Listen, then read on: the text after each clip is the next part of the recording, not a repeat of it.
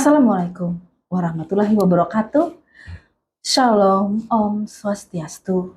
Namo Buddhaya, salam kebajikan, tabe salamat, lingun alatai, salam sahujud, karendem malempang. Adil katalino, bacuramin kasaruga, basengat, kajubata. Arus. Apa kabar saudara-saudari sekalian? Kita berjumpa dalam Siniar Enggang terkait media pembelajaran PPG.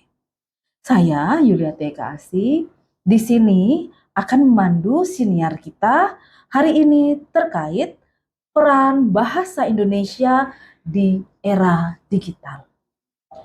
Isu ini tentu saja sangat relevan dengan keadaan pendidikan dan masyarakat saat ini, di mana semua lapisan masyarakat, terutama di bidang pendidikan, dituntut untuk menguasai teknologi itu sendiri. Nah, tentu saja sebagai masyarakat Indonesia, kita pun diminta untuk dapat menerapkan penggunaan bahasa Indonesia di era digital ini. Dan oleh karenanya dalam siniar kali ini kita akan membahas itu semua. Dan di sini kita kedatangan tamu yang sangat istimewa, narasumber Bapak Dr. Lingua Sanjaya Usuf, MSI. Halo, apa kabar Bapak? Baik Bu. Sehat Bapak? Sehat. Mantap. Ya, baik Pak. Dalam siniar hari ini kita akan berbincang-bincang sedikit terkait peran bahasa Indonesia di era digital. Kalau yang saya tahu, di lingkup pendidikan pun, baik pengajar maupun murid dituntut untuk dapat menggunakan teknologi yang semakin lama semakin canggih. Mungkin saja ada penonton yang masih kebingungan ya dengan penggunaan peran bahasa Indonesia di era digital ini. Saya mau bertanya dulu nih Pak, sebenarnya Pak, apa sih yang dimaksud dengan era digital itu Pak? Silakan Bapak. Terima kasih atas pertanyaannya. Mungkin saya sedikit apa yang dimaksud dengan era digital gitu. Jadi era digital itu ya, ciri-cirinya atau kata kuncinya adalah teknologi dan komunikasi. Jadi memegang kendali atas peradaban manusia atau budaya. Jadi penggunaan media atau teknologi ini sangat menonjol gitu di era digital. Nah terus ya misalnya saja penggunaan gadget, penggunaan media sosial seperti Facebook, Twitter, Instagram, WhatsApp gitu ya. Nah itu jadi ciri-cirinya. Terus dan komputer yang kita bisa browsing dan sebagainya. Ya, terus platform-platform atau seperti tadi Twitter, segala Facebook, Instagram ini itu dijadikan dalam media terlibat dalam komunikasi gitu. Fitur-fitur itu dijadikan standar. Misalnya sekarang kan kantor pasti punya grup WA, ngirim surat atau apa, semua sudah dengan WA. Jadi kadang tidak saja dalam bentuk teks, tapi dia audio. Jadi sudah menggabungkan antara era audio dan visual. Jadi bisa kalau dulu mungkin surat saja, sekarang dengan audio gitu. Jadi menonjol itu ciri-cirinya. Jadi teknologi dan komunikasi itu sangat berperan atau sangat dominan di era digital itu. Mungkin gitu Bu. Gitu ya Pak ya. Ya. Wah, menarik sekali ya. Ternyata ya era digital ini ya Pak, kalau dilihat dari konteksnya selanjutnya jika dikaitkan dengan bahasa Indonesia itu sendiri, apa sih yang terjadi dengan bahasa Indonesia di era digital yang sebenarnya? Baik Bu, itu seperti kita tahu bahwa bahasa itu kan sebagai wadah. Nah, jadi alat gitu ya. Jadi bahasa di era digital atau era disrupsi sekarang juga ada pergeseran, shifting gitu ya. Fitur-fitur standar seperti bahasa audio tadi, ada gambar gitu ya. Jadi bergerak seirama dengan era digital. Jadi bahasa itu juga dia mau tidak mau dia harus menyesuaikan dirinya Betul, betul. dengan alat-alat atau seperti tadi seperti platform seperti apa WhatsApp, seperti apa itu ya, dia juga bergeser gitu ya. Dan itu menyebabkan apa situasi bahasa itu di era digital itu berubah drastis gitu Iya, ya. iya ya Pak ya, Berdampaknya itu benar juga. ada Mhm. ya degradasi atau penurunan nilai-nilai sosial, Iya. terus kurangnya rasa hormat Mhm. dan apa ya budaya-budaya lokal itu terjadi apa penurunan gitu ya. Jadi Mhm. kadang-kadang itu kan oh, apa mahasiswa mau WA dosen ke tengah malam atau apa tanpa Mhm. salam, Mhm. tanpa menggunakan apa Mhm. apa kadang Memperhatikan waktu itu begitu iya ya Pak karena ya. dia Mhm. WA itu kan juga ini kadang mungkin ya tidak apalah tidak karena dia tidak langsung bertemu kan Iya. ada alat gitu yang menjadi perantara jadi Mhm. kadang itu bergeser juga gitu Ya. adanya fleksibel itu bebas tapi Mhm. itu juga harus ada batas gitu ya mungkin gitu mungkin di existing bahasa Indonesia di Mhm. era digital sekarang ini Mhm. mungkin gitu Bu. Mhm. Terus ketiga juga bahasa Indonesia juga eh, semakin populer gitu di baik Betul. di ASEAN ya. Jadi Mhm. eh, apa bahasa Indonesia yang baik dan benar itu juga perlu apa ya semakin berkembang apa percampuran bahasa atau code switching atau campur alih kode campur kode di dalam bahasa Indonesia tuh kadang terlihat gitu ya seperti ya meeting seperti kata Mhm. meeting oke Mhm. ya, atau banyak lagi Bahasa asing iya gitu ya Pak masuk ya. gitu ya. Mhm. Jadi akibat apa kondisi yang terbuka gitu ya di era digital itu sehingga terjadi destruksi di situ adanya Mhm. interaksi-interaksi sosial Mhm. sehingga tindakan berbahasa itu juga mengalami pergeseran Iya. gitu ya.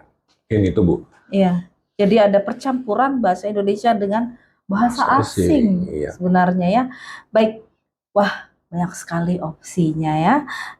Terus, apakah ada manfaatnya atau pengaruh begitu Pak, era digital ini sendiri terhadap bahasa Indonesia?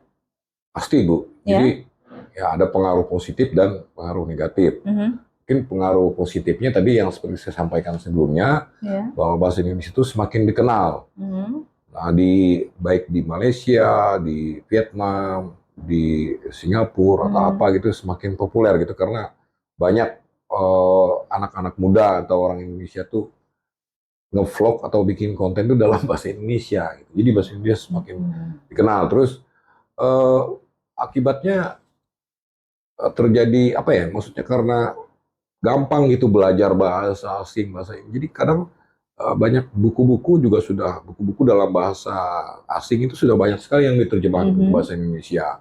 Terus juga apa ya banyaknya komunikasi yang menggunakan bahasa Indonesia di dalam seperti sekarang saya lihat konten orang Malaysia ya, tapi kok Mhm. seperti dia menggunakan bahasa Indonesia gitu. Seperti gitu Jadi ya. seperti kadang Mhm. karena bahasa Indonesia itu apa ya gampang gitu ya lebih enak mungkin ya. Nah, jadi Mhm. kadang orang Malaysia dia ngevlog itu menggunakan bahasa Indonesia karena juga Ya. apa ya interaksinya itu sangat intens sekali. Jadi sebab positifnya bahasa Indonesia semakin dikenal, ya, Iya. semakin populer lah di kalangan Asia gitu Bu. Mhm. Nah, jadi gitu manfaatnya sangat luas dan juga eh, banyak kosakata asing itu ya kita apa ya tidak hanya kita serap tapi kita sesuaikan dengan kondisi kita seperti kata unduh, unggah. Nah, kita Mhm. mencari padanannya gitu, apa yang pas. Seperti download itu kan, nah, Mhm. download, upload. Nah itu kita seperti sekarang kayak PowerPoint itu singkatannya salin dia. Mhm. Mungkin dulu kita bilang PTT, sekarang salin dia. Mhm. Nah, terus seperti misalnya seperti selfie. Selfie kan swafoto. Mhm. Nah, jadi Ya. swafoto. Nah, jadi kadang mengindonesiakan bahasa asing gitu. Ya. Nah, itu manfaatnya banyak sekali. Jadi perbendaharaan atau diseminasi bahasa itu semakin banyak. Ya. Bahasa Indonesia bisa dijadikan sebagai bahasa untuk komunikasi yang Ya. baik dan benar gitu. Karena kosakatanya cukup Ya. dalam mentransformasikan atau mentransfer ilmu-ilmu pengetahuan gitu. Mhm. Jadi dampaknya sangat sangat luas dan sangat terasa gitu ya, signifikan lah gitu Bu ya. Cukup Gitu. signifikan ya Iya. Pak ya. Ya. Ya, senang sekali ya kita selaku orang Indonesia, kalau bahasa Indonesia semakin dikenal, Ya. ya menjadi nilai tambah untuk kita semua. Baik, begitu banyak sekali manfaatnya. Selanjutnya apa yang harus dilakukan nih menurut Bapak untuk menjaga bahasa Indonesia itu sendiri di era digital? Oke, mungkin yang pasti itu sikap kita lah. Mhm. Jadi menanamkan sikap kepada generasi muda, kepada anak-anak didik kita bahwa mencintai bahasa Indonesia gitu ya. Ya. Dan kita bangga dengan bahasa Indonesia. Terus juga kita harus juga memberi pengertian atau pemahaman bahwa bahasa Indonesia itu harus, kalau kita dalam berkomunikasi harus bahasa Indonesia yang baik dan benar, bukan hanya dipahami dari segi memberi informasi atau berkomunikasi, tapi dia juga harus benar. Betul. Sesuai dengan uh, apa aturan-aturan atau kaidah bahasa Indonesia yang baik dan benar. Dan guru seperti dosen ya harus memanfaatkan teknologi digital ini untuk meningkatkan uh, 4 keterampilan berbahasa, Ya. Seperti berbicara, seperti menyimak, seperti menulis. Nah, jadi 4 keterampilan dalam berbahasa ini kan ada yang bersifat produktif dan pasif. Kalau berbicara dan menulis itu dia aktif, menghasilkan makna dan nah sedangkan yang dua tadi seperti menyimak dan membaca itu bersifat pasif. Ya. Nah, jadi yang sehingga 4 skill ini bisa dilatih. Kalau ada audio, visualnya, jadi kita bisa kita gunakan tuh. Ada yang bersifat tidak hanya gambar gitu ya, tipek lah, tipeknya gitu. Jadi mengintegrasikan antara di era digital itu antara gambar dan audio itu dalam pengajaran, dan itu fitur-fiturnya tuh ada seperti di YouTube, seperti di IG atau di Google Meet atau Zoom. Nah, memang fitur-fitur itu ada, Bu. Iya. Kita bisa menampilkan Luar biasa PowerPoint, atau ada yang bersifat kayak ada papan tulisnya, ada suara juga, atau kita bisa sharing salin dia gitu kan. Nah, jadi itu harus digunakan media itu dalam oleh para pendidik untuk mengajarkan keterampilan berbahasa. Iya. Tadi yang seperti 4 tadi istilahnya. Karena 4 keterampilan berbahasa ini saling berhubungan ya Pak ya. Ya. Cukup menarik sampai di sini.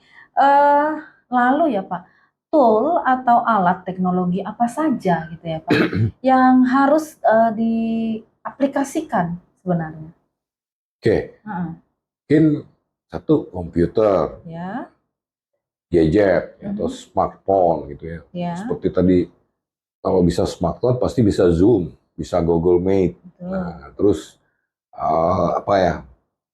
yang mereka itu bisa berfungsi sebagai memberi sumber informasi, menyampaikan pesan, ide, gagasan kepada orang lain agar apa yang kita sampaikan, apa yang ingin kita sampaikan itu nyampe gitu ya. Terus jadi kedudukan bahasa Indonesia di era digital itu bahwa bahasa itu semakin singkat, semakin efisien, itu semakin bagus. Jadi apa ya, istilahnya bahasa dengan menggunakan media tadi itu semakin kuat gitu, bolsternya dalam dalam memberi pemahaman atau apa yang ingin kita sampaikan itu bisa lebih jelas dan lebih bisa dipahami maknanya gitu.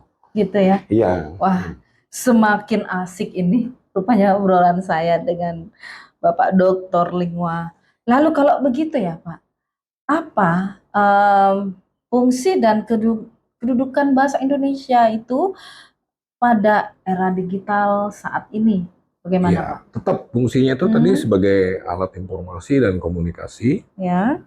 Nah, tapi juga bagaimana sih fungsi bahasa yang tadi bisa menyampaikan informasi dan gagasan tadi bisa bisa, maksudnya kedudukannya itu tetap sentral gitu, bahwa di dalam negara kita bahwa bahasa Indonesia adalah bahasa negara, bahasa dalam dunia pendidikan, nah dalam komunikasi sehari-hari. Nah, jadi kedudukan bahasa Indonesia itu di era digital itu memang dia ada pergeseran gitu ya, karena ada bersentuhan dengan era digital tadi, karena bahasa kan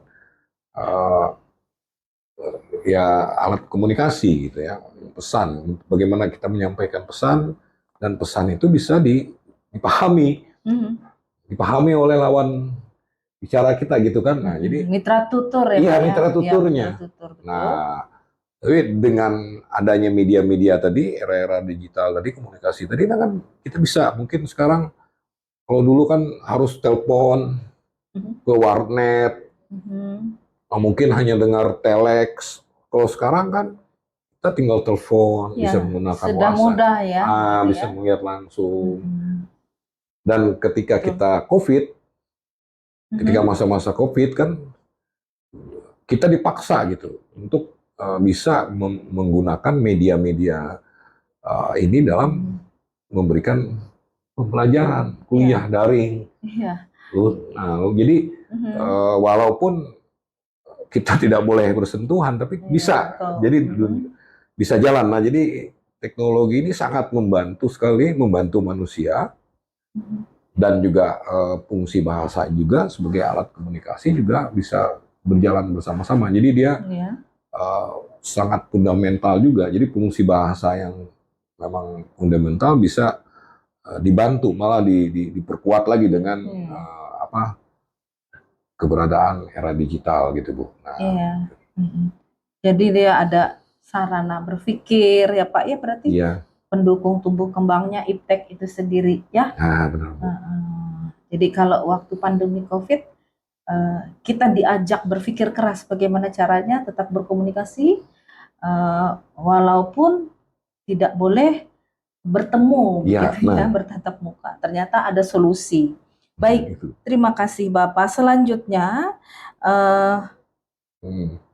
mungkin juga ada, ya silahkan. Mungkin saya tambahkan lagi. Jadi persaingan bebas ya. Jadi di dalam era politik, ekonomi, dan iptek itu bahasa Indonesia itu harus berperan. Jadi peran bahasa Indonesia itu dunia politik, dunia ekonomi, dan iptek itu harus eksis gitu loh. Jadi juga misalnya program bahasa Indonesia kan biasanya kalau di HP atau di laptop kan bahasa programmer itu masih menggunakan bahasa Inggris. Nah, terus juga kita harus memantapkan bahwa bahasa Indonesia adalah bahasa negara, bahasa resmi.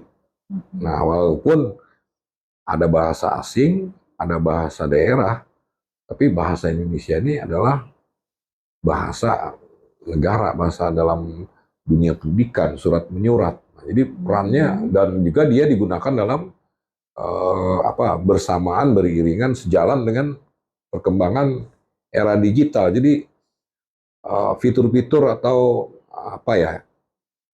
di dalam seperti gadget atau apa itu juga harus tetap ada bahasa Indonesia gitu Bu. Bahasanya, maksudnya kita bisa memilih bahasa, menggunakan bahasa apa di handphone kita. Kalau pengen ya, tapi kadang walaupun agak janggal gitu Bu ya, Ya. ya seperti apa gitu, tapi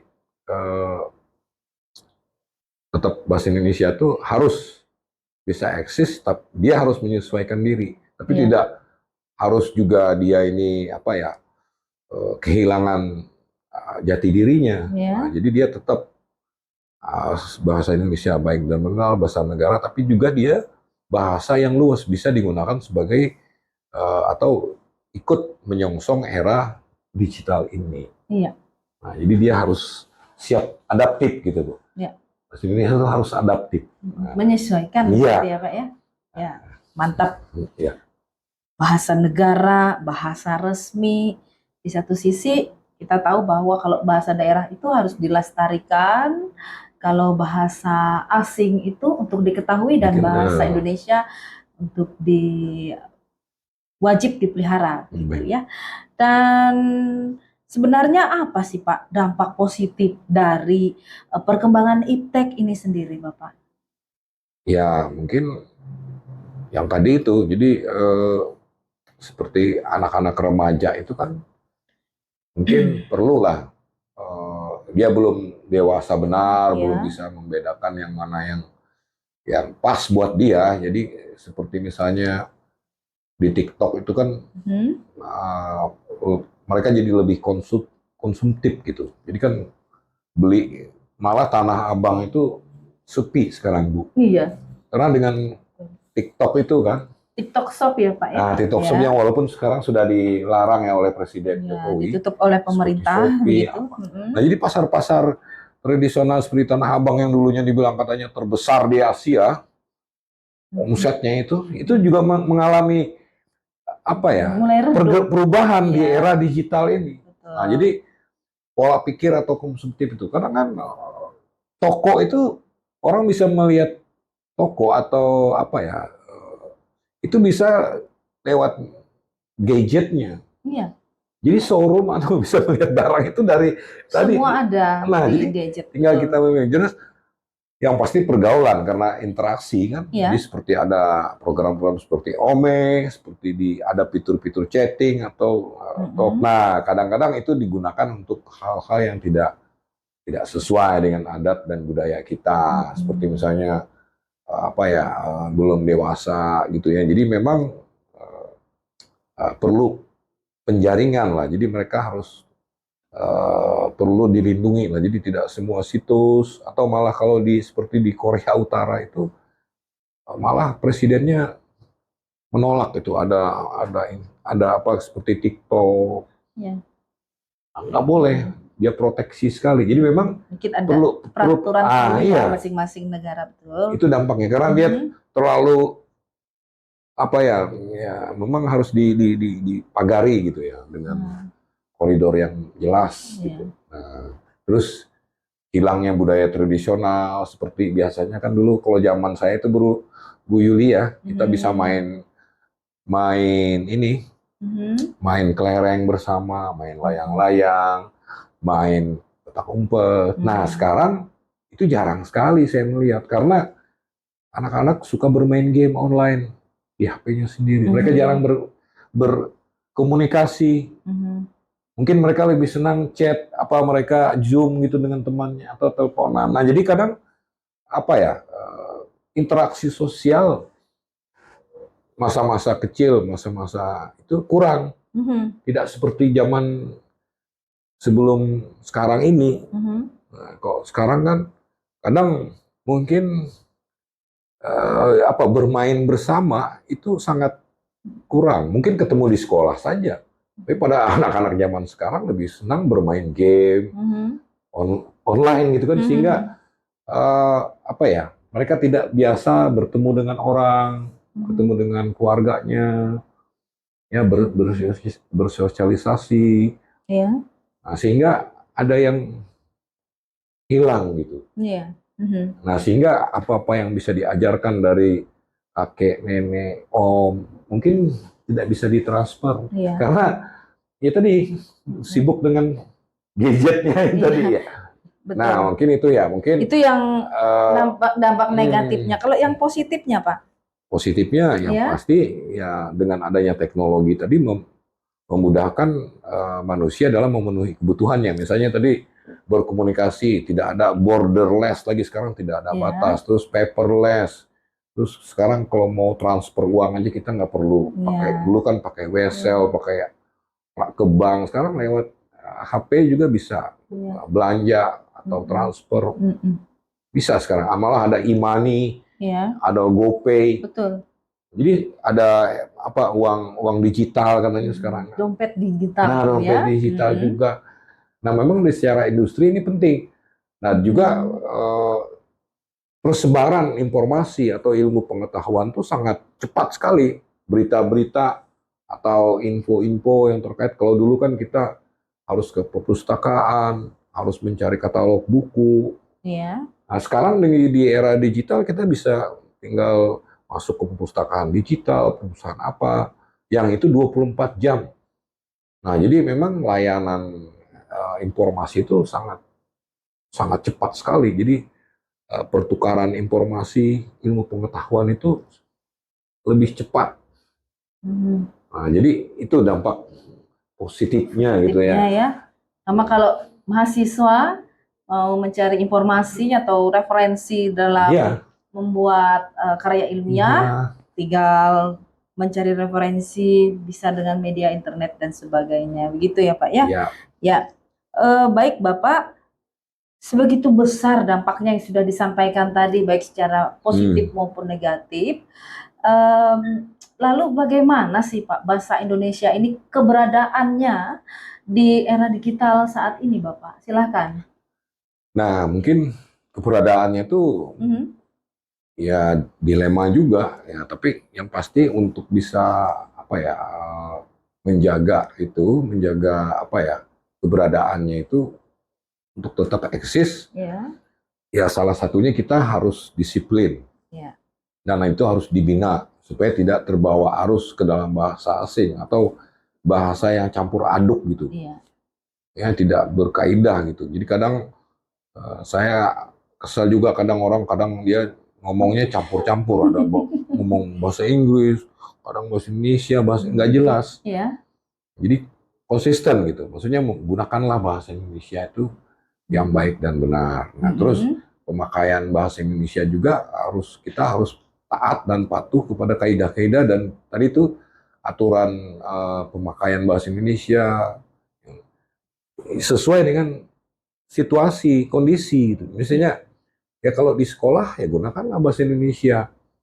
Di kantor atau di upacara-upacara resmi kenegaraan ya kita harus bahasa Indonesia karena memang di situ memang kita bertemu dengan orang-orang yang berbeda bahasa dan apa. Nah, tapi kalau di rumah mungkin bisa juga berbeda lagi. Jadi disiplin bahwa bahasa Indonesia adalah jati diri kita, bahwa dengan berbahasa Indonesia yang baik itulah orang Indonesia. Jadi semua orang Indonesia itu bisa berbahasa Indonesia. Orang luar negeri akan salut. Semua orang Indonesia bisa berbahasa Indonesia. Jadi sebagai identitas tadi. Nah, jati diri. Bangsa tadi ya. Menegaskan kembali bahwa bahasa Indonesia itu memang harus didukung dari pembelajaran dan itu bahasa Indonesia ada dari tingkat sekolah dasar sampai perguruan tinggi itu bahasa Indonesia diajarkan gitu. Nah, jadi ya, kita harus bangga lah dengan bahasa Indonesia. Bisa kita dari Sabang sampai Merauke bisa bersatu satu negara karena bahasa Indonesia. Kita punya bahasa negara kita yang menyatukan kita lah. Nah itu mungkin itu Bu. Ya, memang kalau di poin pertama tadi harus disiplin agar tidak terbawa atau tercampur dalam komunikasi ada bahasa asing tadi memang harus dengan latihan gitu ya. Iya Bu, ya benar itu. Kalau saya tangkap seperti itu. Wah luar biasa Pak, paparan dan diskusi tentang bahasa Indonesia di era digital ini pada hari ini cukup menarik kalau menurut saya. Malah sebenarnya kalau tidak terikat oleh waktu ini saya ingin lebih banyak Ya, lagi sama. berdiskusi Bisa. lebih Ah, panjang lagi dengan Bapak. Tapi untuk di akhir ini Bapak saya mohon bolehkah diberikan kesimpulan begitu Pak hmm. dan saran untuk mengakhiri bincang kita. Silakan Bapak. Ya, mungkin sebagai kesimpulan gitu ya, mungkin kesimpulan bahwa kita sepakat gitu. Ya. Bahasa Indonesia itu ya memang jati diri kita dan ciri bangsa Indonesia, dan itu harus dipertahankan, Bu. Kita harus pertahankan itu. Iya. Nah, terus juga bahasa Indonesia perlu dibina dan dikembangkan sedemikian rupa menjadi kebanggaan bagi bangsa Indonesia dalam pergaulan antar bangsa di era digital. Jadi bangsa Indonesia tuh tidak hanya di Indonesia saja. Mungkin kalau orang bahasa Indonesia dijadikan sebagai bahasa ASEAN atau bahasa salah satu bahasa resmi di PBB, nah kita semakin dikenal lagi, Bu. Betul. Wah, ini bahasa Indonesia, dan mungkin bahasa Indonesia itu sebagai media ya itu sangat perlu dikembangkan sedemikian rupa ya bahwa bahasa sebagai media sangat mempengaruhi perkembangan negara di bidang politik, ekonomi dan sosial budaya dan impact masyarakatnya. Jadi bahasa masyarakat Indonesia juga harus mampu menjaga integritas dan keberadaan bahasa Indonesia di tengah era globalisasi yang berkembang saat ini. Jadi perlu semacam mampu menjaga integrasi. Jadi sebagai bangsa yang besar harus menjunjung tinggi bahasanya, dan seluruh masyarakat Indonesia harus memahami atau dalam menggunakan bahasa Indonesia itu dengan bijak dalam kehidupan sehari-hari. Terus juga penggunaan bahasa Indonesia yang baik, yang benar, dengan baik dan benar akan berdampak positif akan perkembangan negara Indonesia ke depannya. Nah, jadi bahasanya itu Indonesia banget gitu ya. Oke, mungkin itu Bu yang bisa saya luar biasa sarankan gitu ya. Mantap. Oke. Itu yang saya bisa simpulkan dari diskusi kita, bincang kita sore hari ini. Rupanya teknologi di era digital ini cukup memberikan nuansa menarik ya, yang kembali kepada kita untuk menyaringnya dengan baik. Baik, demikianlah siniar Enggang kali ini bersama Dr. Lingua Sanjaya Usuf MSI. Saya selaku moderator undur diri. Bapak, terima kasih. Terima kasih, Bu. Berkenan hadir di tempat ini. Semoga sukses selalu dalam karirnya.